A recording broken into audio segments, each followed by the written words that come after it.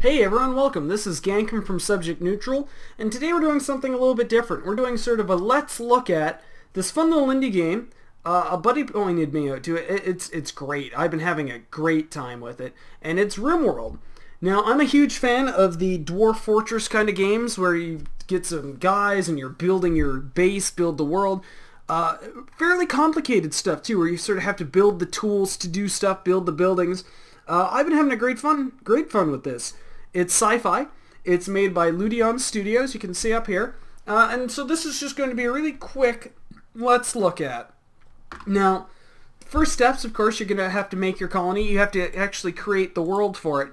When you create your colony, there's three different storytellers. And the way the game works is it's like somebody telling a story, obviously, but there's different challenges. Things will gradually get harder. Different things will happen, whether it's a pirate raid or people crashing.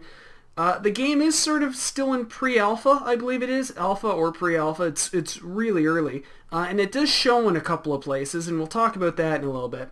But for the three storytellers that generate the difficulty curve, you've got Cassandra Classic. Cassandra creates a story events on a steadily increasing curve of challenge and tension. Phoebe Base Builder gives you a lot of time between disasters to relax and build your colony, but beware, if she's set at a high challenge scale, she'll hit as hard as anyone. And Randy Random. Randy doesn't follow rules. He'll generate random events, and he doesn't care if they make a story of triumph or utter hopelessness. It's all drama to him.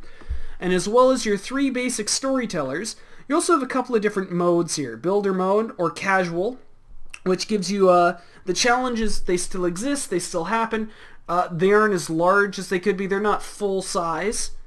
Rough, which is sort of a more difficult version of the casual. Challenge, which is your basic normal mode. Serious challenge and extreme challenge.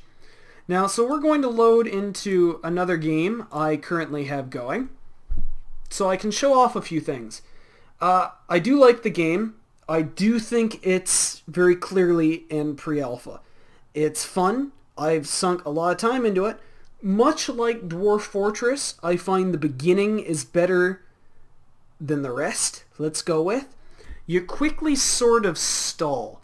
And one of the things we'll see is in Dwarf Fortress, for those of you who've played it, there's a relatively normal chance of getting immigrants every season. And it depends on how much wealth you put out and how often you've been attacked and stuff like that.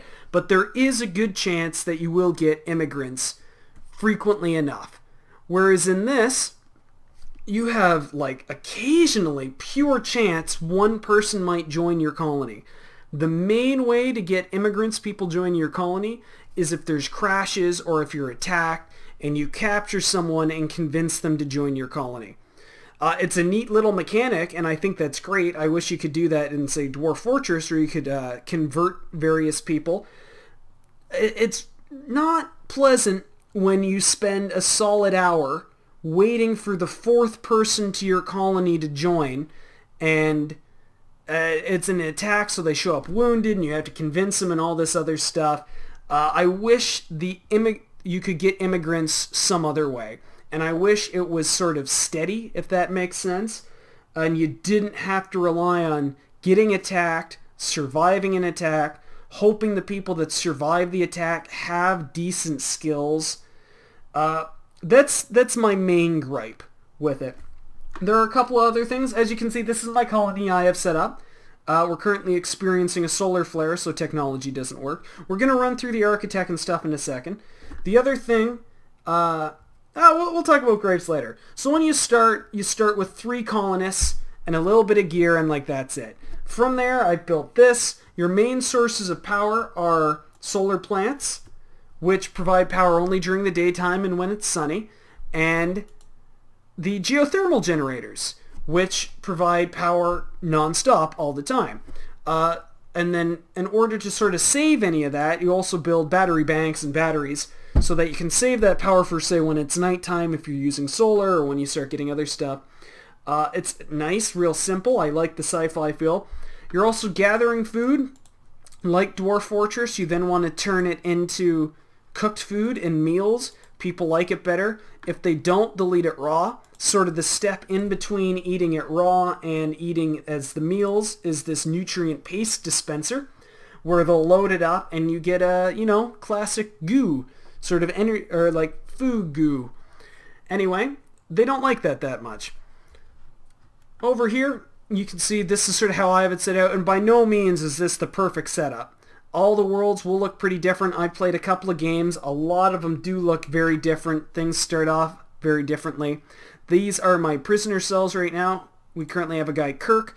And like I was saying about the immigrants, it has taken me forever to get to the current people I have. As you can see, I do have a nice, pretty decent list of people in the colony. It has taken a long time to get there. I have burned all my money on slaves very frequently, and I just mass export wood to get more money again. This guy here, Kirk, was taken in a raid. I looked forward to recruiting him because I need a hauler. If you play Dwarf Fortress, you know how important it is to haul stuff everywhere. Until you notice he has no right leg, so he is totally useless. And that happens to me all the time. You go through a raid, you're hoping to recruit somebody, the only survivors are all badly wounded. I had one guy shot in the brain, so he was, well, incapacitated is the word they use, totally useless. Maybe with some curse words is actually what I use. So you have a couple of buildings. Unlike Dwarf Fortress, light can be very important. Your people don't like working in the darkness. We're going to have this play in the background. Defenses are very important. Your guys start with like an old Lee Enfield rifle of all things for the sci-fi and a couple of pistols. They will start, you can start getting some other weapons, other better guns. Your basic defense is going to be these improvised turrets. I have a couple set up here. To the north is the defenses I'm most happy about. The pathing on the AIs is a bit hit or miss. I find when I'm attacked, 90% of the time, no matter where they are on the map, they come through this north place.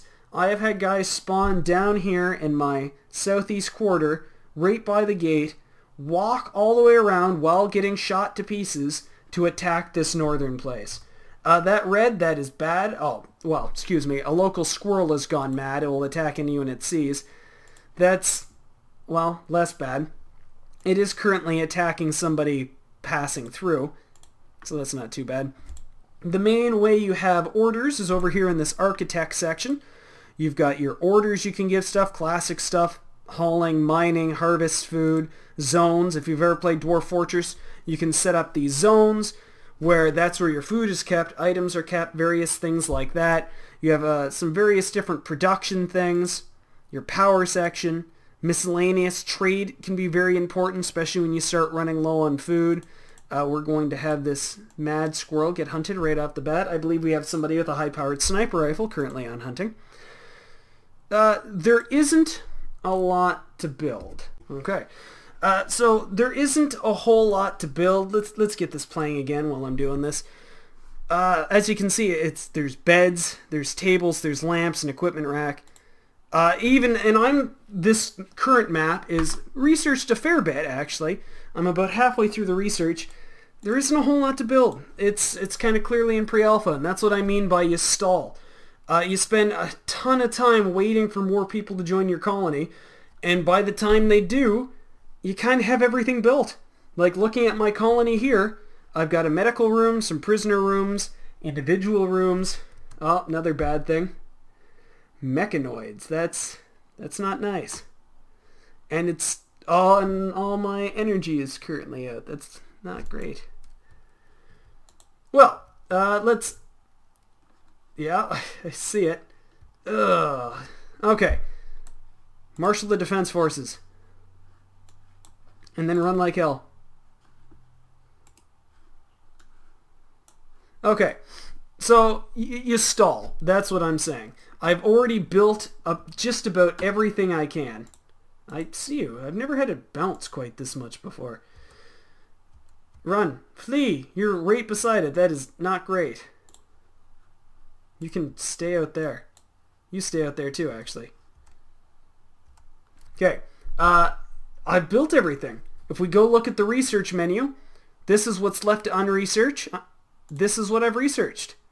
There isn't a whole lot. And I know the stuff you research, quite a bit of it is like bonuses. good bonuses, neat things, doesn't actually let you build anymore. Now, I'm a big fan of tactical games, strategy games, grand strategy games. I like things like that. The more complicated, the better. This is looking great. This is a wonderful start. I can't wait for it to be a bit more polished up. Dwarf Fortress is by no means a finished game either, even though it's like, what, 5, almost 10 years old maybe? Who knows? I've been playing that for ages.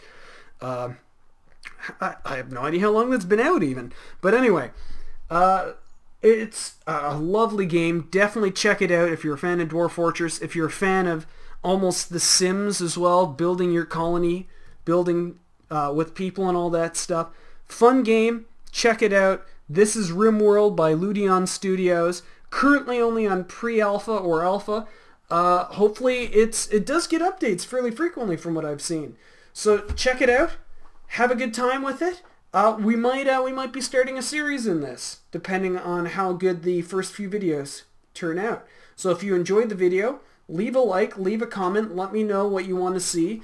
If people comment, I will name my colonists after you. That's the bribery I'm working with here, the massive levels of bribery. But anyway, leave a like, leave a comment, let me know what you think about this whole shindig thing.